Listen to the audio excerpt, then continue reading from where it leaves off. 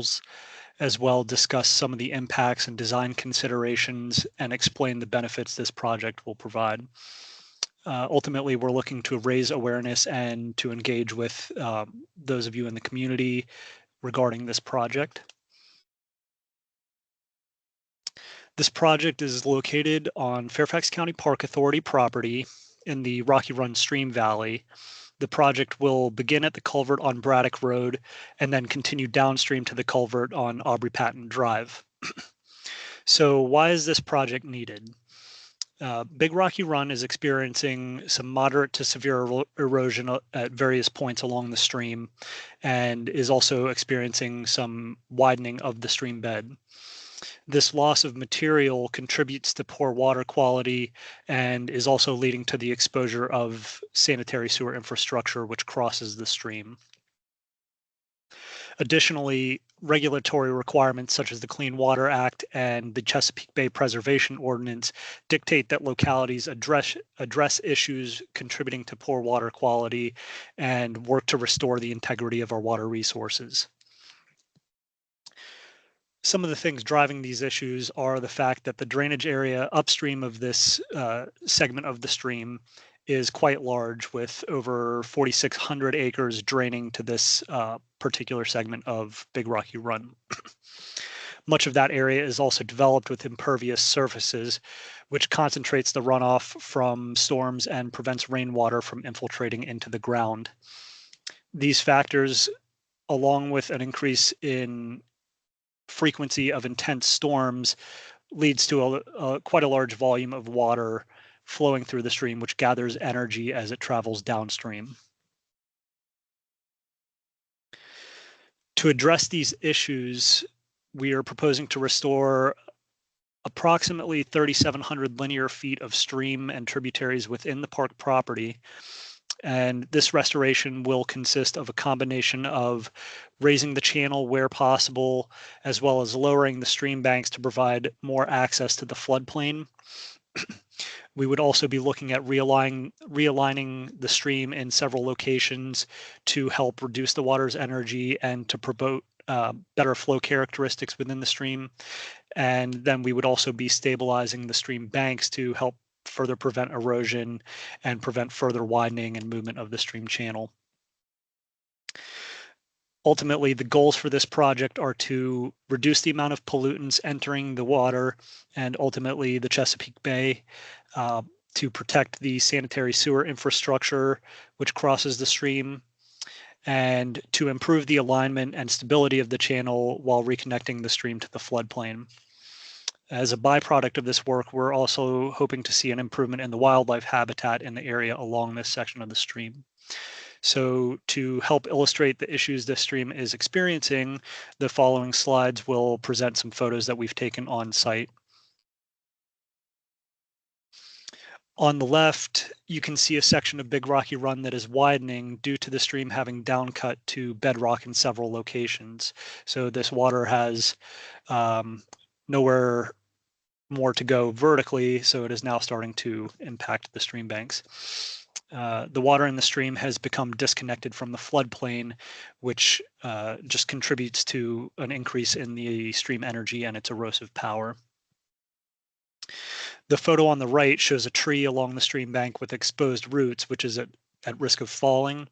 As the stream banks erode, trees and other vegetation along the bank become dislodged, and then that debris travels downstream, which can create jams and block the flow of water or risk damaging other infrastructure. And this just becomes somewhat of a cycle as the banks continue to erode. It loses that vegetation and then loses its ability to stay in place.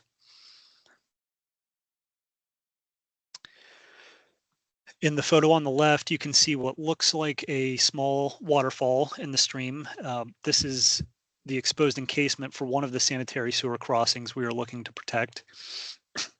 And without adequate cover and protection, this pipe would be at risk of undermining as the water continues to scour the stream bed on the downstream side of that pipe. On the right, there is an aerial crossing towards the downstream end of the project, and you can see already that there's there's an accumulation of debris underneath that pipe.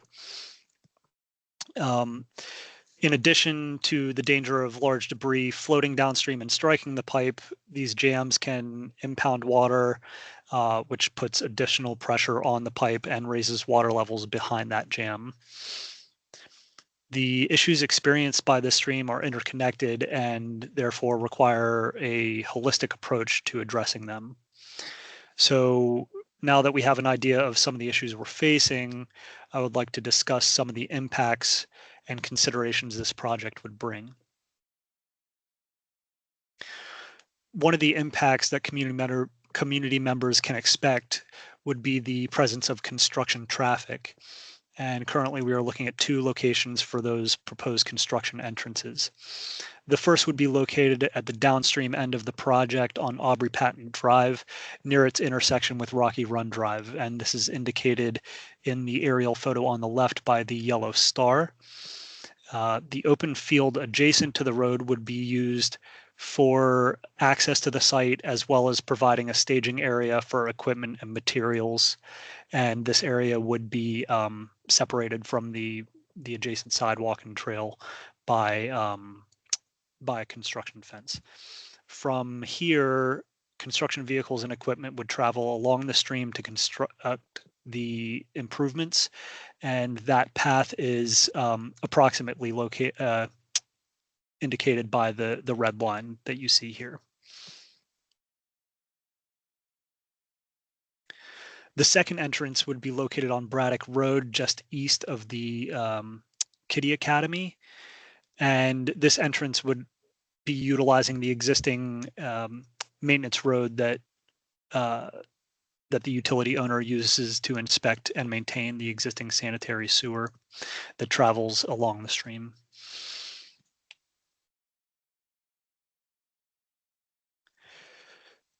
Because the stream travels along adjacent property lines in several locations, there may be a need for some temporary and/or permanent easements for the purposes of constructing the improvements and maintaining this area after construction has been completed. We will have a better idea of where any easements may be needed as we progress into the next design phase, which is referred to as the concept design. That's where we begin to refine some of these details. Easements are an agreement between private property owners and Fairfax County, which permit access to or through the property and help to achieve some of our shared goals in maintaining the county resources and protecting both county and private property. Easement language is written to provide a clear understanding of the activities permitted with this access and to establish some expectations between the property owner and the county. Easements are not a transfer of or surrender of property ownership to the county.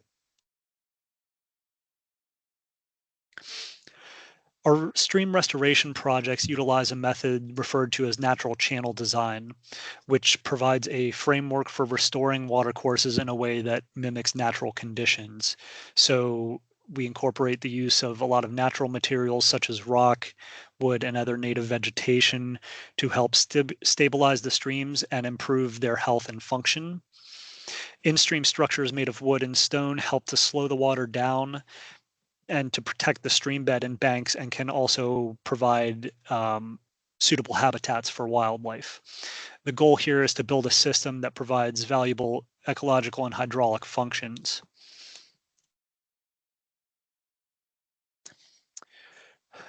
Another consideration with this project would be the impacts to the trees within the park and along the stream.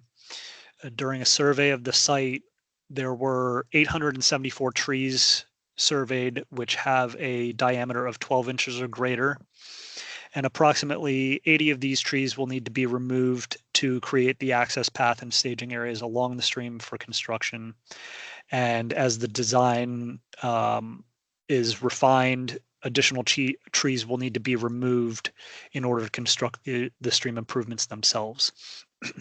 During the survey, tree health is also assessed so that we can mitigate the impacts to trees in good condition to the greatest extent that we can.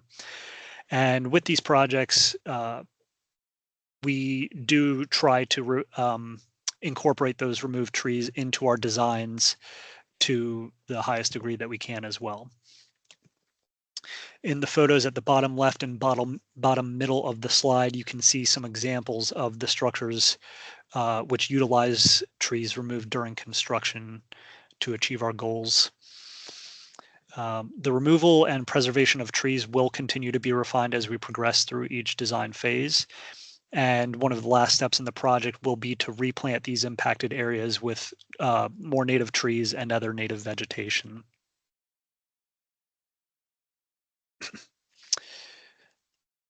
So as I just mentioned, replanting these sites with native Virginia vegetation is a typical aspect of our projects.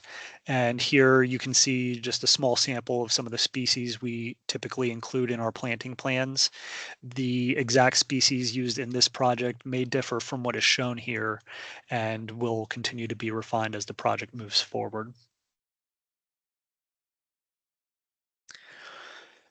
Some of the primary benefits we expect to see from this project include the protection of the existing sanitary sewer infrastructure along and downstream of the project site, as well as improvements in water quality. This project will create a more stable channel and reconnect the stream to the floodplain, which will help to slow water down and reduce its energy, thereby reducing its erosive power. Stabilization of the stream banks enhances their ability to resist erosion, reducing the likelihood of a cycle of vegetation loss, debris entering the stream, and further erosion and expansion of the stream bed. This all ultimately serves to reduce the amount of sediment and associated pollutants entering the stream and the Chesapeake Bay. And reduced erosion also means a lower risk to adjacent properties and infrastructure along the stream. The next two slides showcase an example of a previously completed restoration project along Dead Run in McLean. On the left, you can see the site before construction began in 2016 with considerable debris in the stream, fallen trees, brush, and a significantly eroded slope on the right-hand side of the picture. On the right, the same location within the stream is shown as it looked immediately after construction was completed in 2017. And you can see that the site has been stabilized and some of the grass is starting to grow back in and vegetation is starting to reestablish. On the left, we have another photo of the site in 2018, which is 1 year after construction was completed. The vegetation is continuing to grow in more fully and starting to thrive. And finally, we see the site as it was in 2019, 2 years post-construction, and the vegetation has, really come back and is really thriving. And it's quite difficult to tell that this area was intentionally constructed in the first place. The next milestone for this project is the concept design, which we expect to be submitted later this summer. Another public meeting would be held once that submission has been received and reviewed by Fairfax County. Since we're still pretty early in the design phase, the construction timeline has not been determined. But once design is complete, the project will go through a permitting process and bidding process before we go to construction. And once construction is complete, the project site would undergo post-construction monitoring for a minimum of 1 year. And with that, the main portion of my presentation is concluded, and I'd like to open up the meeting for any comments, questions, concerns, or any other input you all might have for us regarding this project. Jacob, this is Ron, the clerk.